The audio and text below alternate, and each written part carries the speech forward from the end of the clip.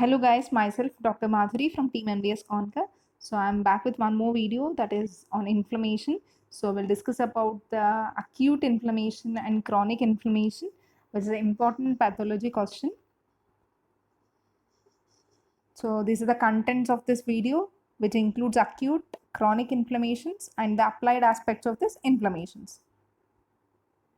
So what is the inflammation? Inflammation is a local response to the living mammalian. So if there is an injury to any agent. Okay, so this inflammation is a body defense mechanism so that it can eliminate the foreign bodies or the necrosed cells or the tissues. If you take the etiology of this inflammation, there will be physical agents like heat, cold, radiation, chemical agents, infective agents like bacteria, viruses, and other immunologic agents. These are the etiological agents of inflammation. Signs of inflammation includes heat, redness, swelling, pain, and loss of function. So these are the 5 signs of inflammation, as all of us know this thing. So those are the basic discussed things, the basic things you have to include in your introduction part. Then coming to the classification, this inflammation is of acute type, chronic type and subacute type. It's a variety between this acute and the chronic inflammation. So in this answer, the most important part is our cells of inflammation. Okay, so you can write this table as it is, like this table, like you can draw the table with the morphology one column, features one column, and the mediators one column. So if you take the polymorph cells, so you can write those features of the cells and along with the mediators and what the mediators of the cells. And again you can write the features like bacterial phagocytosis it can do. It is a chronic inflammatory cell. It is a regulates the lymphocyte response and also mediators. So you can write the table as it is in your examination to fetch good marks if they ask about the inflammation. So this is also the table which gives an information about the eosinophil and basophil mast cells, which these are the features and these are the things which is mediators.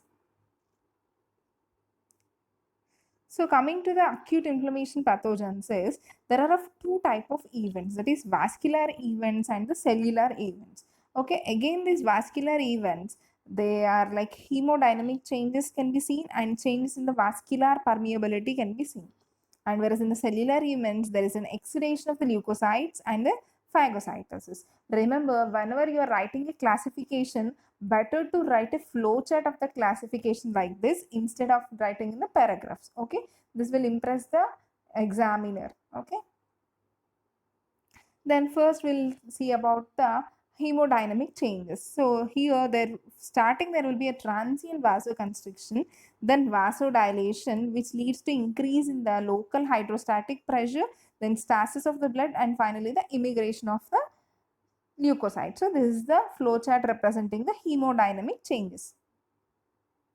So there is an experiment called as a Lewis experiment or a triple response or a red line response, which will which will demonstrate this hemodynamic changes. So you can draw this diagram as it is very easy, which represents the red line, flare and the wave.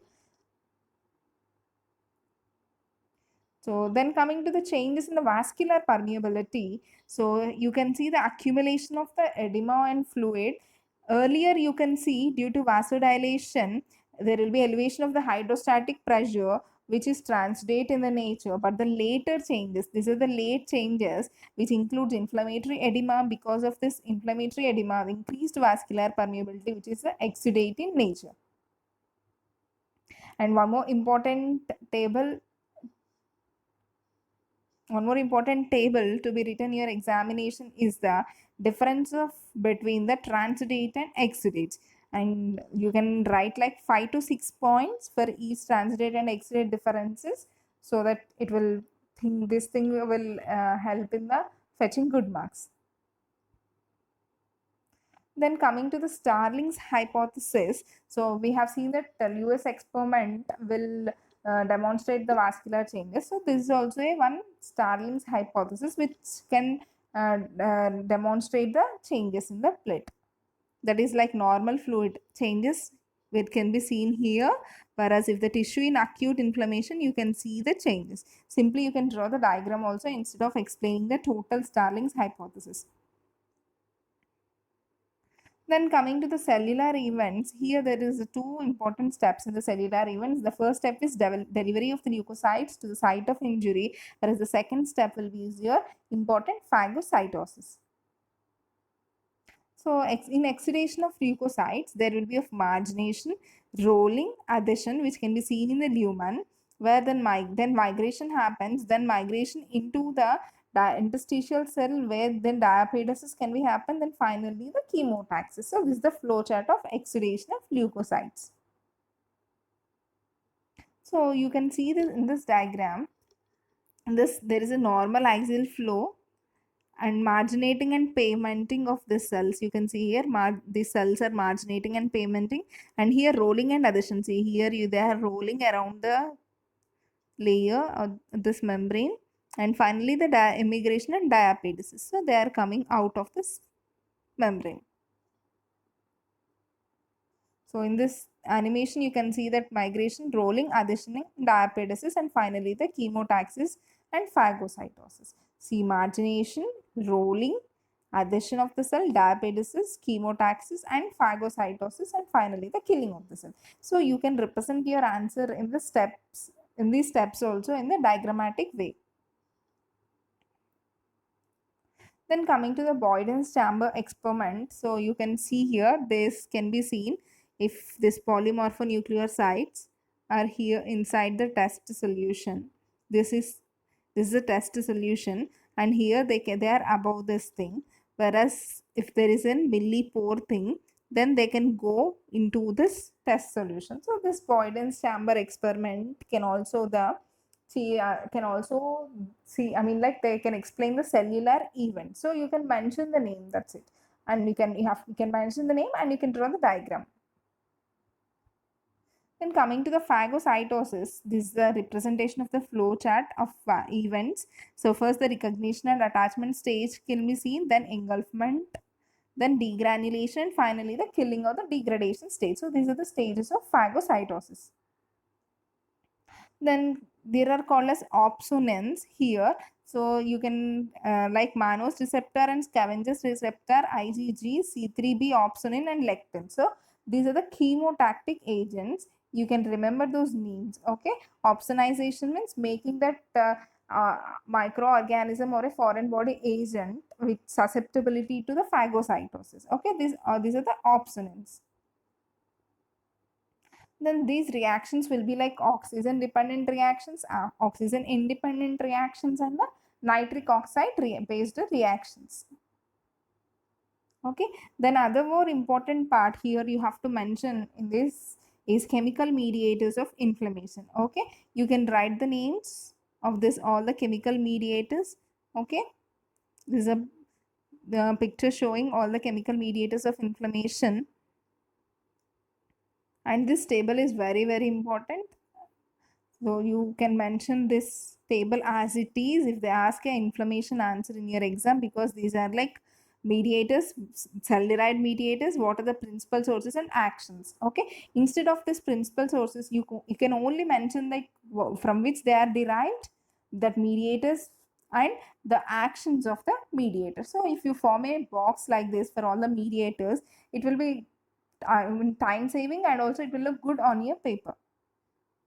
So even this box also the mediator. So these two boxes are sufficient, tables are sufficient for representing all the chemical mediators of the inflammation. Okay. So here you have seen cell derived. So you can see like plasma derived and kinase derived mediators. Then even this in arachidonic acid metabolites, you can see these are the cyclooxygenase pathway. You can see these mediators, and in the lipooxygenase pathway, you can see these mediators. Then these are the mediators like prostaglandins. Okay, so this, if when activated arachidonic acid produces this prostaglandins, there are different types of this thing mediators: prostaglandin D2, E2, F2, thromboxane A2, PGI2, and resolvin. So these mediators are produced, and these are the actions of these mediators. Okay, And very easy to remember here because all these prostaglandins are like vasodilators, whereas this thromboxane A2 is a vasoconstrictor. So you can mention that point. Okay. Then here also the leukotriene thing, and the leukotriene actions of this leukotrienes: smooth muscle constrictor, vasoconstrictor, bronchoconstrictor, and vascular permeability. So if this inflammation answer, the main important thing is events and the mediators are very, very important. Then coming to cytokines. So these are the examples given for the cytokines involved in the natural immunity that regulate the lymphocyte function, that stimulate the hematopoiesis, that are characterized by like this cytokines which are characterized by chemotactic activity and the inflammatory cells that activate the inflammatory cells. So these three things you can mention, four things you can mention when you are writing about the cytokines. If they ask about for a long essay, you can mention those points, or even those points. And even the platelet activating factors which causes then, and even the plasma derived mediators also, which involves in the kinin system, coagulation system, complement system, and fibrinolytic system. And these are the factors which determine the inflammatory response, like factors involving the organisms, involving the host, and what is the type of exudation. And finally, the fate of acute inflammation will be of a resolution or healing by fibrosis or regeneration, suppuration, or a chronic inflammation.